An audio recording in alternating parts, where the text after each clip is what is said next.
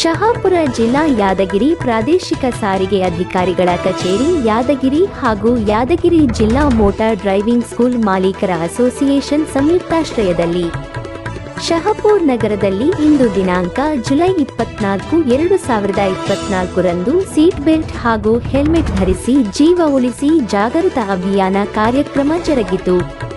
ಈ ಕಾರ್ಯಕ್ರಮಕ್ಕೆ ಶಹಾಪುರ ತಾಲೂಕ್ ದಂಡಾಧಿಕಾರಿಗಳಾದ ಸನ್ಮಾನ್ಯ ಶ್ರೀ ಉಮಾಕಾಂತ್ ಹಳ್ಳಿ ಚಾಲನೆ ನೀಡಿದರು. ಜಾಗೃತ ಅಭಿಯಾನ ಕಾರ್ಯಕ್ರಮವು ನಗರದ ಸಗರನಾಡು ಮೋಟಾರ್ ಡ್ರೈವಿಂಗ್ ಸ್ಕೂಲ್ನಿಂದ ಬಸವೇಶ್ವರ ಚೌಕ್ ಮತ್ತು ಹಳಿಸಗರ ವಾಲ್ಮೀಕಿ ಚೌಕಿನವರೆಗೆ ಹೆಲ್ಮೆಟ್ ಜಾಥಾ ಅಭಿಯಾನ ಕಾರ್ಯಕ್ರಮ ನಡೆಯಿತು.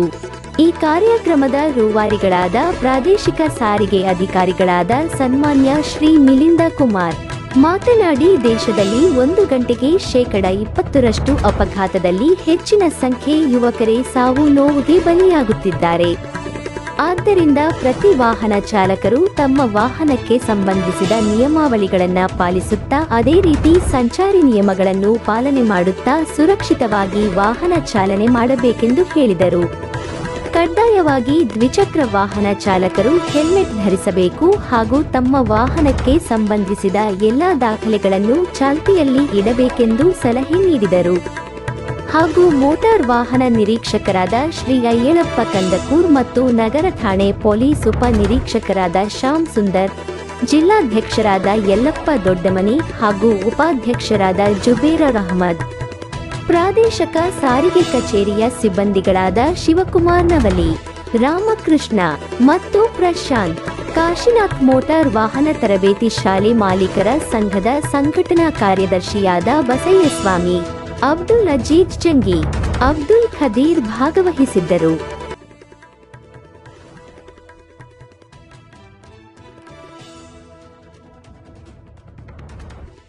ವಿದ್ಯಾರ್ಥಿ ಉದ್ಧಾರತೆ ಅವಶ್ಯಕತೆ ಇರೋದಿಲ್ಲ. ದಯವಿಟ್ಟು ತಾವು ದ್ವಿಚಕ್ರ ವಾಹನ ಅಲ್ಲಿ ಯಾವುದೇ ವಾಹನ ಖರೀದಿ ಮಾಡಬೇಕಾದ್ರೆ ಫಸ್ಟ್ ಲೈಸೆನ್ಸ್ ತಗೊಳ್ರಿ. ಆಮೇಲೆ ಆ ಗಾಡಿಗೆ ಇನ್ಶೂರೆನ್ಸ್ ಇದೆಯೋ ಇಲ್ಲ ಅಂತ ನೋಡ್ಕೊಡ್ರಿ. ಆಮೇಲೆ ನಿಮ್ ಗಾಡಿ ಇನ್ಶೂರೆನ್ಸ್ ಮುಗ್ದದೇ ಇಲ್ಲ ಅಂತ ನೋಡ್ಕೊಡ್ರಿ. ಆಮೇಲೆ ಅದ್ರ ವಾಯು ಮಾಲಿನ್ಯ ಮುಗ್ದದೋ ಇಲ್ಲೋ ಅಂತ ನೋಡ್ಕೊಡ್ರಿ. ಎಲ್ಲಾ ಚಾಲ್ತಿ ಆಡ್ರಿ. ಪೊಲೀಸರು ನಮ್ ದಂಡ ಹಾಕ್ತಾರ ಅಂದ್ರೆ ನಮ್ ರಕ್ಷಣೆ ಮಾಡಕ್ಕೆ ಅದಕ್ಕ ಅವರು ನಮ್ಮ ಶತ್ರುಗಳಲ್ಲ, ನಮ್ಮ ಜೀವ ರಕ್ಷಕರು. ಅವರು ಈಗ ಹೆಲ್ಮೆಟ್ ಕೇಳ್ತಾರ, ಲೈಸೆನ್ಸ್ ಕೇಳ್ತಾರ, ಇನ್ಶೂರೆನ್ಸ್ ಕೇಳ್ತಾರ ಅಂತ ನಾವು ಅಲ್ಪ ಸ್ವಲ್ಪ 25% ಮಾಡ್ತೀವಿ.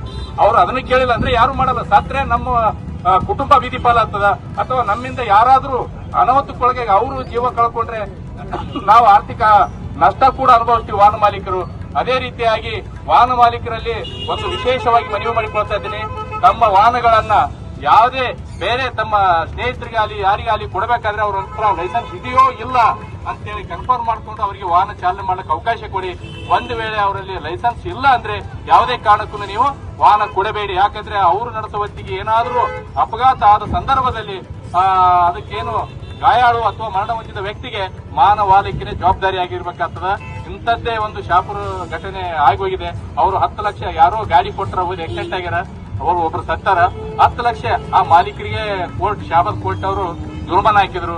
ಆ ನಂತರ ಅವ್ರು ಸ್ವಲ್ಪ ಅನುಕೂಲಸ್ತಿದ್ರು. 10 ಲಕ್ಷ 15 ಲಕ್ಷದಾಗ ಹೋಗಿ ಕಾಂಪ್ರಮೈಸರ್ ಆಗಿ 10 ಲಕ್ಷ ಕೊಟ್ರು. ಆ ಗಾಡಿ ಅವ್ರದೆಲ್ಲ ಮಾರಿದ್ರು.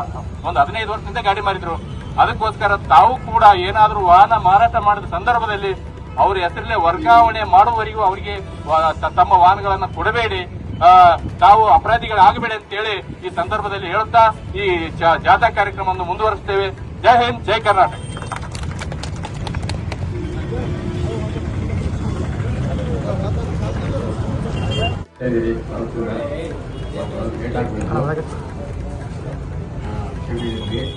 ಈಗ ಕಾರ್ಯಕ್ರಮದ ಅಜೆಂಡಾನೇ ಹೆಲ್ಮೆಟ್ ಬಗ್ಗೆ ಯಾಕೆ ಮೊನ್ನೆ ನಮ್ಮ ಜಿಲ್ಲಾಧಿಕಾರಿಗಳು